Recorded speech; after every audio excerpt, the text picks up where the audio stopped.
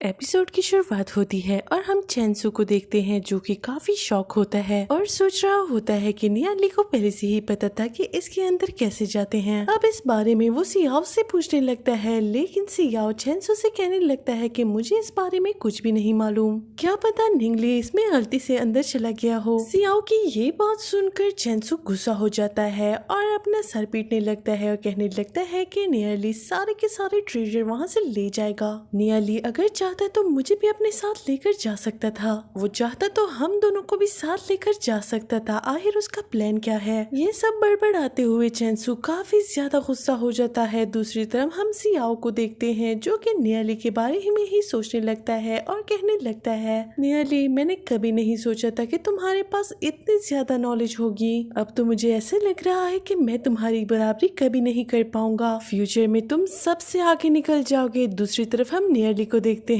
जो कि आगे की तरफ जा रहा होता है। वे वहाँ पर 1000 ऑफ पैट्रियार्ट के स्टैचू को देखता है। उस स्टैचू के साइड में डीमन लॉर्ड भी खड़ा हुआ होता है। नियाली डीमन लॉर्ड को देखकर काफी ज्यादा गुस्सा हो जाता है, लेकिन डीमन लॉर्ड नियाली को ही घूर रहा होता है। नियाली डीमन लॉर्ड से कहने लगता है कि ये जगह फाइट के लिए सुटेबल नहीं है, हमें कोई और जगह ढूंढनी चाहिए क्योंकि यहाँ पर 1000 ऑफ पैट्रियार्ट का स्टैचू है। अब नियाली मन ही मन में सोचने लगता है कि मैं कैसे भी करके नियाली को यहाँ से लेके जाना होगा क्योंकि 1000 ऑफ पैट्रियार्ट के स्टैचू और ट्रेजर को मैं इसके हाथ नहीं लगने देने वाला। अगर ये ट्रेजर डीमन लॉर्ड के हाथ लग गया तो पता नहीं फ्यूचर में क्या होने वाला है। कि तब 1000 ऑफ पैट्रियार्ट के स्टैचूज में से आवाज आने लगती है और वो कहने लगता है, इतने हजारों साल में मुझसे मिलने के लिए ह्यूमन रेस के 2 जीनियसेस आए हुए हैं, क्या तुम दोनों मेरे इनहेरिटरी और लेजेंसी को लेना चाहोगे? इनकी ये बात सुनकर डीमन लॉर्ड नियाली की तरफ देखने लगता है।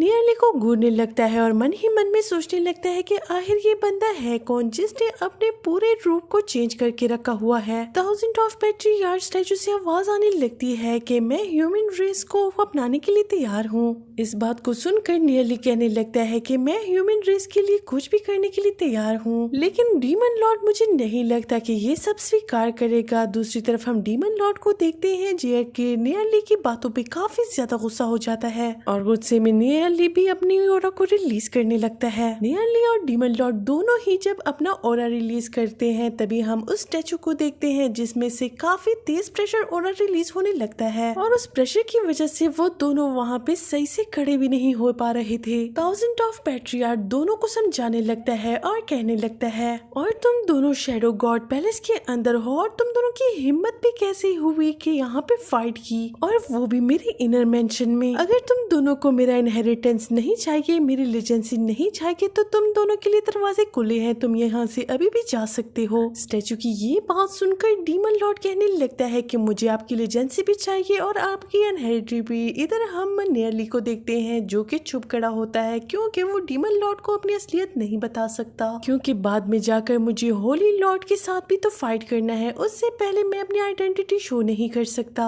अगर अभी मैंने अपनी आइडेंटिटी को इसके सामने रिवील कर दिया तो आगे फ्यूचर में मुझे काफी ज्यादा कष्ट उठाना पड़ेगा। नियाली डीमन लॉर्ड को देखकर सोचने लगता है कि अगर इस स्टैचू ने अपनी इनहेरिटरी ट्री या डीमन लॉर्ड को दे दी तो काफी ज्यादा प्रॉब्लम हो जाएगी। अब वो दिमाग से काम लेता है और पैट्रियार्ट स्टैचू से कहने लगता है कि मुझे आपकी लेजेंडरी और इनहेरिटरी नहीं चाहिए, जिस पे पैट्रियार्ट स्टैचू कहने लगता है कि चलो ठीक है तो मैं डीमन लॉर्ड को अपनी इनहेरिटरी ट्री दे देता हूँ। 1000 ऑफ पैट्रियार्ट स्टैचू अपने लेजेंडरी डीमन लॉर्ड को देना स्टार्ट कर देते हैं और दूसरी तरफ हम नियाली को देखते हैं जिसे स्टैचू पीछे की तरफ धकेल देता है। वो धक्का में इतना ज्यादा प्रेशर होता है कि नियाली अपनी असली रूप में आ जाता है, सीधा ही 1000 ऑफ पैट्रियार्ट के सी ऑफ कॉन्शियसनेस के साथ कनेक्ट हो जाता है। अब उस जगह पर 1000 ऑफ पैट्रियार्ट नियाली से कहने लगते हैं कि तुमने मेरे या लेजेंडरी और इनहेरिटरी को बेशक स्वीकार नहीं किया, फिर भी तुम्हारा और मेरा मिलना डेस्टिनी है। लेकिन मेरी एक जरूरी बात कान खोलकर सुन लो, तुम कितने भी स्ट्रॉन्ग कल्टीवेटर क्यों ना बन जाओ, लेकिन तुम होली लॉर्ड को किसी भी रेलम पर नहीं हरा पाओगे। अगर हम यहाँ पर टाइम एंड स्पेस के बैरियर को पूरी तरह से ब्रेक कर दें तो ठीक है, लेकिन अगर ब्रेक नहीं कर पाए तो तुम कितनी बार भी होली लॉर्ड को मार दो तो उससे कोई भी फर्क नहीं पड़ने वाला।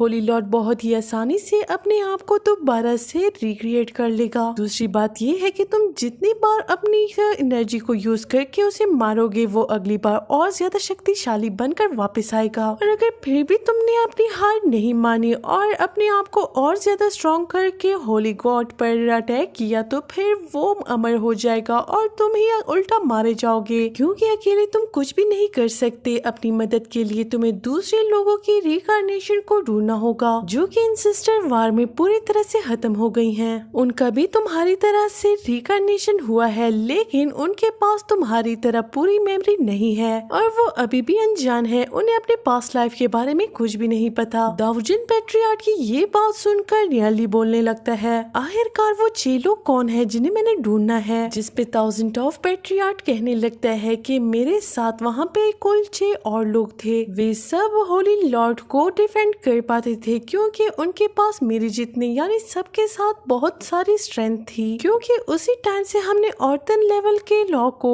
पूरी तरीके से मास्टर कर लिया था। हमने उस लॉ को पूरी तरह से समझ लिया था और पूरी सिटी में उसको रेगुलेट कर लिया था, इसलिए इतने बड़े फाइट हुआ ही नहीं करते थे। डीमंस अपने सेक्ट्स में रहा करते और हम अपने, लेकिन डीमन सेक्ट के लोगों को ये मंजूर नहीं था और उन्हें पूरे बैरियर को तोड़ दिया था, जिसकी वजह से फाइट हुई। उसी टाइम हम सब मारे जाते क्योंकि हम लोग उस वॉर के लिए तैयार ही नहीं थे, लेकिन भला हो उस गॉडनेस का जिसने अपने एक स्पिरिचुअल शील्ड से हम सबको बचा लिया, क्योंकि उस टाइम वो अटैक काफी ज्यादा भयंकर था और होली लॉर्ड से हम लैंड पर फाइट कर रहे थे। गॉडनेस ने हमें पूरी तरह से बचाया तो था, लेकिन हमारी बॉडी उस वॉर में पूरी तरह से डिस्ट्रॉय हो गई थी, जिसकी वजह से सबके सोल दोबारा से रिकार्नेशन साइकिल में चले गए थे। अगर तुम उन सारी रिकार्नेशन सोल को ढूंढ लो और उन सबको टाइम इन स्पेस ब्लॉकेज के जरिए से पूरी तरह से ब्रेक थ्रू कर लो और वो स्पेस होली लॉर्ड का है। अगर तुम ऐसा कर लो और कामयाब हो जाओ तो तुम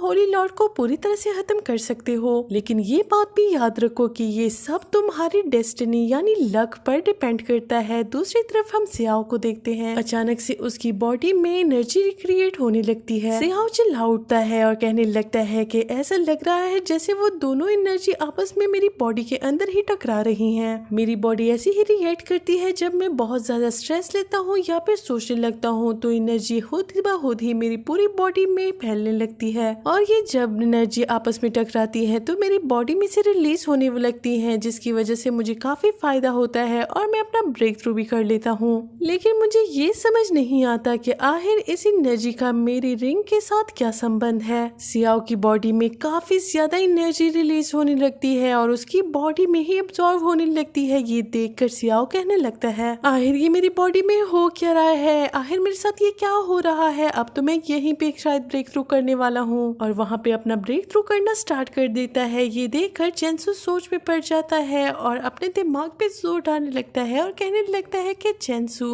और निंगली आखिर किस मिट्टी के बने हुए हैं। ऑर्डिनरी पर्सन या फिर ह्यूमन को हुआ ब्रेक थ्रू करने में 10 साल का वक्त लगता है, लेकिन ये तो कहीं भी बैठते हैं और अपना ब्रेक थ्रू कर लेते हैं। ये तो कंटिन्यूअसली ब्रेक थ्रू पे ब्रेक थ्रू किए जा रहे हैं। दूसरी तरफ हम सियाओ को देखते हैं, वो भी परेशान होता है कि आखिर मेरी बॉडी में ये एनर्जी क्यों फ्लक्चुएट होती है, लेकिन वो एनर्जी उसकी बॉडी से पूरी तरह से जनरेट हो रही होती है, जिसकी वजह से सियाओ वहाँ पर जेड डिस्क के यानी कि जेड पेट्रियन के क्रिस्टल को सियाओ पूरी तरह से समझ लेता है और वो आगे जाने लगता है। सियाओ को आगे जाता देख सेंजो कहने लगता है कि ब्रदर तुम अकेले नहीं जा सकते मुझे यहाँ पर छोड़कर। ऐसे क्रिटिकल कंडीशन में मुझे तुम्हें अपने साथ लेके जाना चाहिए ताकि मैं तुम्हारी वहाँ पे प्रोटेक्शन कर सकूँ। वहाँ पे मैं तुम दोनों की प्रोटेक्शन के साथ साथ हेल्प कर सकूँ। ये सुनकर सियाओ सोच में पड़ जाता है। वो कहने लगता है कि अगर यहाँ पे डीमन लॉर्ड ने अटैक कर दिया तो इसकी भी जरूरत पड़ सकती है। अब सियाओ अपनी थोड़ी सी एनर्जी या सेंसू में डालने लगता है और कहने लगता है कि हाँ तुम मेरे साथ चल सकते हो और वो दोनों ही उस डिस्क के अंदर जाने लगते हैं और इसी के साथ ये एपिसोड एंड हो जाता है।